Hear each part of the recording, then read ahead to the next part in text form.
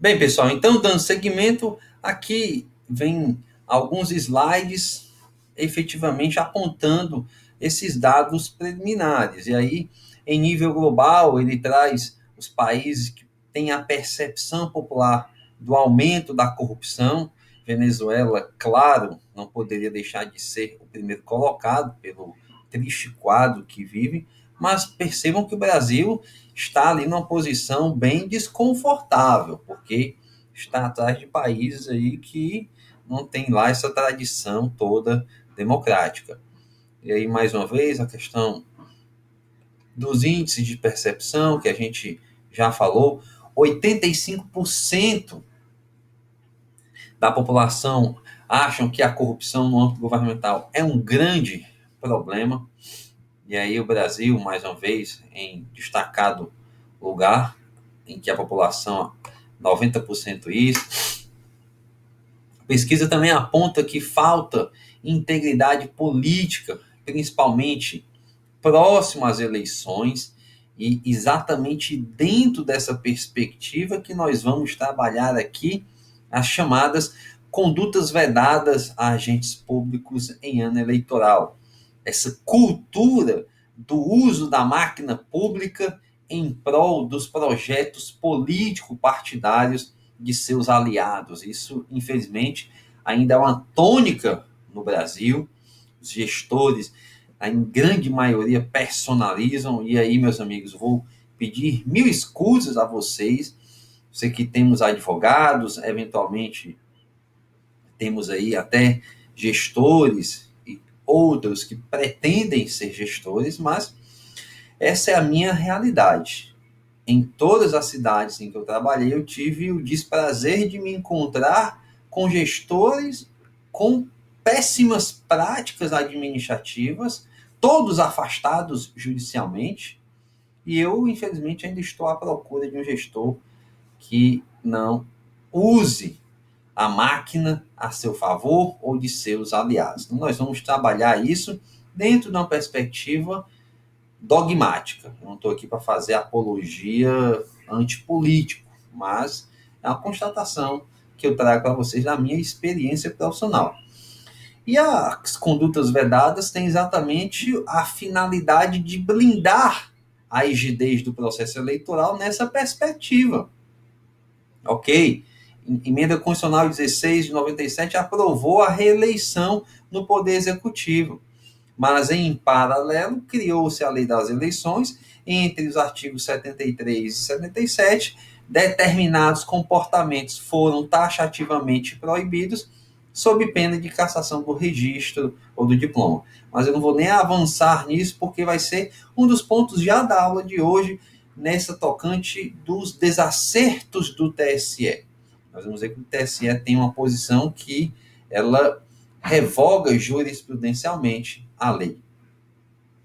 Outro dado importantíssimo, que 56% acham que fake news são frequentemente disseminadas próximo às eleições e 65% acham que seu governo é administrado por interesses particulares. Então, é o que eu disse para vocês, meus amigos, é a sensação popular transformada em números através de critérios científicos.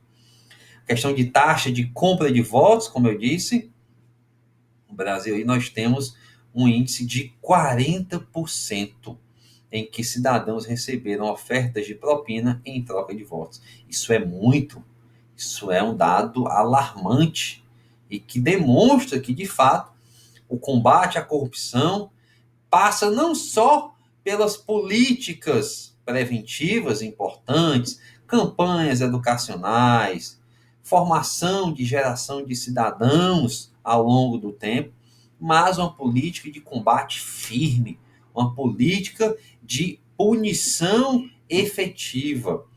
Corrupção eleitoral não pode ser apenas algo para se ver nos códigos. É preciso criar essa sensação generalizada de que não vale a pena comprar votos ou vender votos, senão vai ser punido.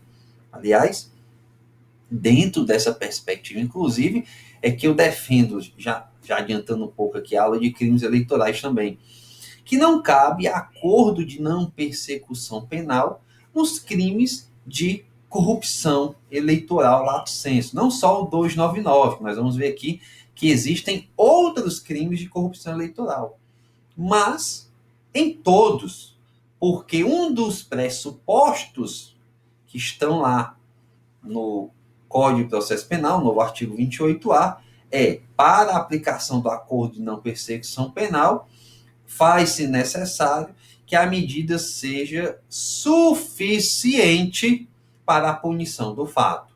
E a mim parece que esses acordos, prestação de serviços, eles não atendem à finalidade dissuatória geral que se pretende para o combate à corrupção, dentro dessa perspectiva alarmante do nosso país, que está aí posta em dados concretos e não em mero achismo. Eu acho que a corrupção é muito grande no Brasil, eu acho que precisa de uma punição. Não, a gente tem dados efetivos que precisam ser levados em consideração.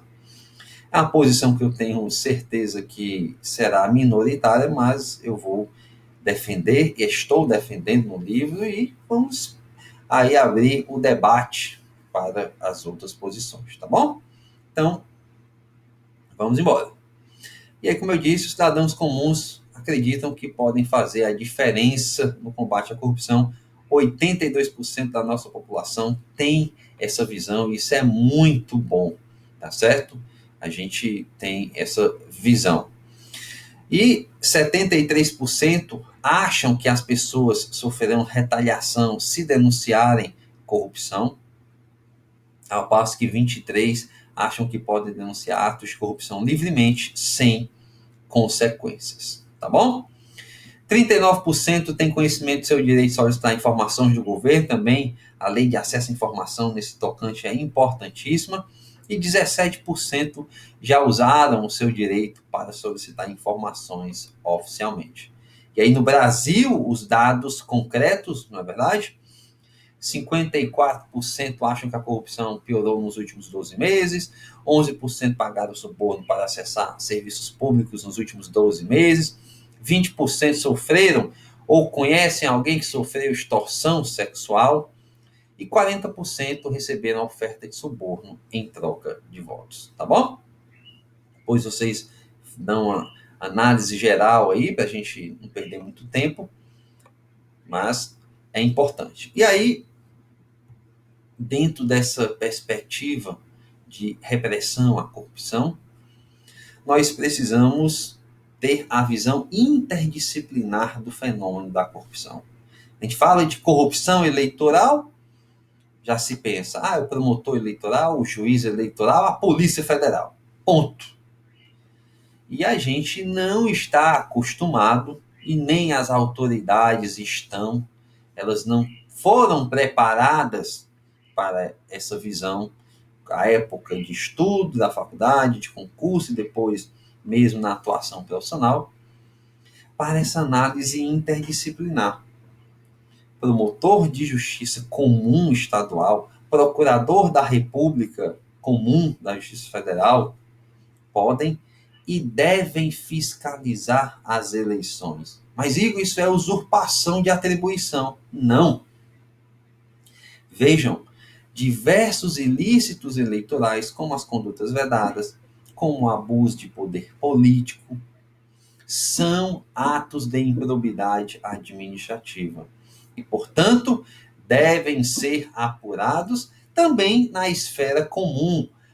Deve existir uma concomitância na fiscalização, na instância eleitoral, dos ilícitos eleitorais específicos, na justiça comum, dos crimes, da improbidade administrativa, dos crimes contra a administração pública, por exemplo, a lavagem de dinheiro. E aí, se eles estiverem conexos com os eleitorais, vem tudo para a justiça eleitoral, como sempre foi e como deve continuar, ao meu sentido. Tá bom? Então, vamos abrir o horizonte e, inclusive, estimular os cidadãos, meus amigos. Todo cidadão tem direito de fazer acesso à informação pública. Todo cidadão tem direito de ajuizar uma ação popular contra atos que violem tão somente a moralidade administrativa. Ação popular nesse ponto.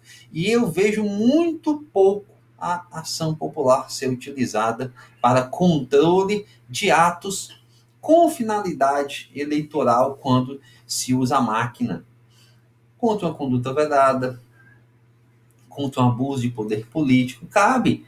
E vejam, a própria lei das eleições traz isso. Percebam o que diz o artigo 78. A aplicação das sanções combinadas no artigo 73, parágrafos 4º e 5º, dar-se-á sem prejuízo de outras de caráter constitucional, administrativo ou disciplinar, fixadas pelas demais leis vigentes. E o 73, parágrafo 7º diz: as condutas enumeradas no caput caracterizam ainda atos de improbidade administrativa, a que se refere o artigo 11, inciso 1º da Lei 8429/92, e sujeitam-se às disposições daquele diploma legal, em especial às combinações do artigo 12, inciso 3º. Então, atenção a isso, beleza? Eu trago um exemplo muito comum nas eleições aí municipais, que é o foco de 2020. O prefeito realiza, após pedido de registro de candidatura e em troca de votos, a distribuição de brindes adquiridos com dinheiro público em comunidade carente. Nós temos aí uma série de potenciais ilícitos caracterizados: conduta vedada, captação de sufrágio, crime eleitoral, abuso de poder político, crime de responsabilidade, improbidade e infração político-administrativa. Na visão bitolada que geralmente se tem, a gente olha só para o crime eleitoral, para a captação ilícita, se for o caso, e no máximo uma improbidade. Então é preciso, de fato, expandir esse horizonte, porque ele permite realmente algo. E aí, meus amigos, a gente passa a trazer o foco principal da nossa aula, que são exatamente as decisões do TSE nessa área da corrupção eleitoral, lato sensu, aspectos cíveis, aspectos criminais. Existem decisões do TSE tomadas ao longo do tempo que passam o recado de uma preocupação maior, de uma punição e de uma atualidade na visão do direito. Existem outras, a seu turno, que, ao meu sentir, merecem imediata revisão e contestação pelos promotores eleitorais, pelos juízes eleitorais, abrindo a divergência ao fundamentarem suas decisões.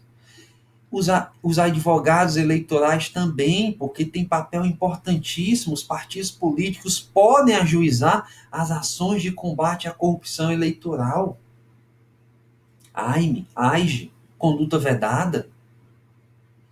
E nesse ponto, alguns entendimentos não passam o recado de efetiva punição.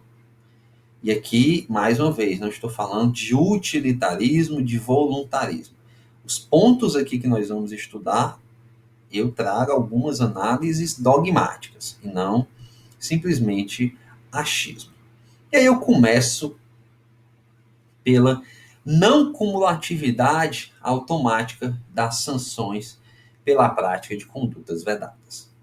Já falei para vocês que entre os artigos 73 e 77 da Lei das Eleições existe um rol taxativo de interpretação restrita, como diz o TSE, de comportamentos proibidos aos agentes públicos em ano eleitoral.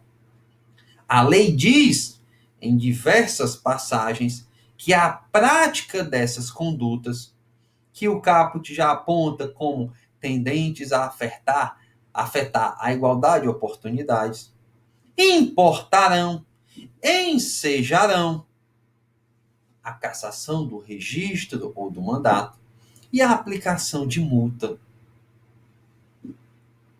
Porém, o que o TSE vem fazendo? O TSE diz, olha, as condutas vedadas são ilícitos de mera conduta. Praticado o comportamento proibido, o ilícito está caracterizado, não há dúvidas. Porém, à luz do princípio da reserva legal proporcional, esse foi um termo cunhado pelo ministro Gilmar Mendes, deve-se verificar se aquele comportamento é grave o suficiente para macular o bem jurídico tutelado, e somente nesses casos extremos de vulnerabilidade ao bem tutelado deve-se aplicar a sanção capital.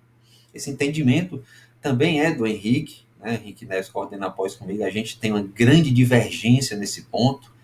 Já fizemos aulas conjuntas debatendo esse tema e ele não me convence, eu não o convenço, mas a mim parece que o TSE mistura conceitos e institutos jurídicos diversos. Se não, vejamos. Até 97, estava proibida a reeleição no poder executivo. Qual era o instrumento para o combate ao uso da estrutura pública em favor de candidaturas? A AIGE, a AIME, e especificamente na AIGE, você tinha a necessidade de comprovar a potencialidade do comportamento para influenciar o pleito, o resultado do pleito. Depois, em 97, aprovada a reeleição. Em 96, aprovada a reeleição. Em 97, surge a lei das eleições.